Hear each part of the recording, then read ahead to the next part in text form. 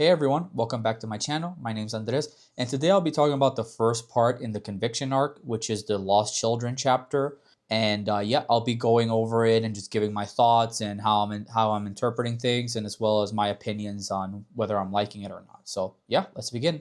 So this arc picks up 2 years after the events of the Eclipse and the Golden Age arc, and we get Guts and Puck still, I guess, traveling the land, trying to find apostles or figure out more stuff about the God Hand, while some kind of like religious inquisition is on their trail. I guess they call them the Holy See. We'll probably find out more about them as the story goes on. They know about the Hawk Griffith and like the prophecy, I guess, and they think that Guts is, or the Black Swordsman is tied to what happened. So Guts rescues a girl called Jill, and Jill ends up bringing Guts and Puck to her village. It turns out that this village and the surrounding areas of the other villages around it get attacked by what they call elves from the Misty Valley. And apparently they kill adults and steal the children, and the children just disappear and never come back. We also learn Jill's dad is a drunkard who physically abuses her and her mom as well, and her mom just kind of takes it. Jill, I mean, very clearly portrayed not having a good life, just having a very miserable life. But yeah, the elves end up attacking this village. And while Guts is like fighting them off, it's like tiny elves, like what you would think what Puck looks like. But upon further, like closer inspection, Guts finds out that they're demons and they look like bugs, basically. They look like bees. They look like elves initially, but when they get upset, they show their, I guess, their true form, which is like a bee form. And as he's fighting them off, we also find out that when he starts killing them, they turn back into kids. So it turns out that they were the kids that were taken away in all these attacks from these elves. And while all this is happening, it's very clear that Guts doesn't really care about collateral damage while fighting, and he doesn't care about casualties. He doesn't care it's kids. He'll still kill them because they're demons now. He's really single-minded in his like quest to kill all apostles, demons, the God Hand. He has nothing else on his mind once he turns a switch on. Puck always warns Jill when she's close by, like, no, his face changed. We have to leave. We have to get out of the way. Otherwise, we're going to be casualties here as well. We find out the leader of this group is actually friends with Jill, and her name is Rosine. She's like bigger than everyone else and looks pretty different, but still kind of has that, the wings and kind of the elf look. But yeah, it turns out she's an apostle, and she's been turning the rest of the kids into demons. But yeah, after her fight with Guts, the bug kids, I guess, escape back into the Misty Valley.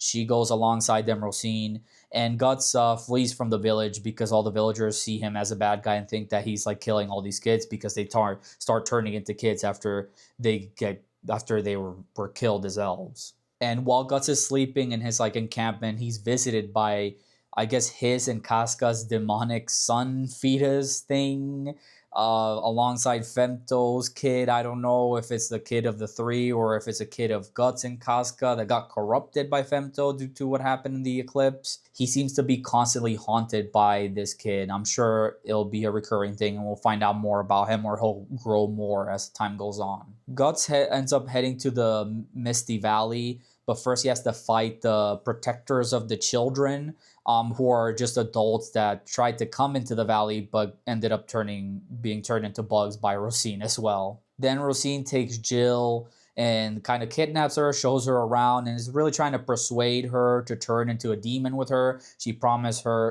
her that, life will be better. She'll be able to be free like Rosine is, and fly and have fun, and just be careless, and that she'll make her more stronger than the other like demon elf kids. But yeah, Jill, she's seeing what's going on, and obviously life is not all sunshine and rainbows here in the valley. The kids seem to love to play war, where they just end up killing each other like ruthlessly, and they also obviously eat the adults, all the adult humans, I guess, for sustenance. We then find out Rosine's backstory, and it turns out that she had abusive parents as well as Jill. Very similar story to Jill's. She fled to the Misty Valley because there's like this folk tale about elves living there, and like a kid from their about their village fleeing there because he thought that he was different, and it turned out that he was different, that he was an elf like them. But this is all folktale. Rosine gets to the valley, and it turns out there's no one there, at least anymore. It's just the valley, which is a beautiful valley, but no elves there.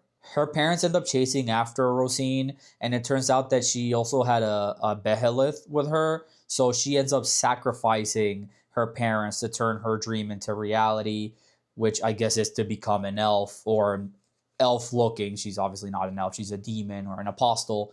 But she ends up becoming this demon elf. She ends up, starting, turning other kids, and yeah, that's where the story begins with all these rumors about the Misty Valley. But yeah, I guess she tries to make the reality of the Misty Valley like folk tale that they were told as children. And in this world, children can really hold on to dreams, not reality, for any hope. There doesn't seem to be any future for them. They obviously are abused by their families and other people, like robbers, thieves, miscreants, anyone. They just want to run away, but there's nowhere to run to. Everywhere is terrible in this land.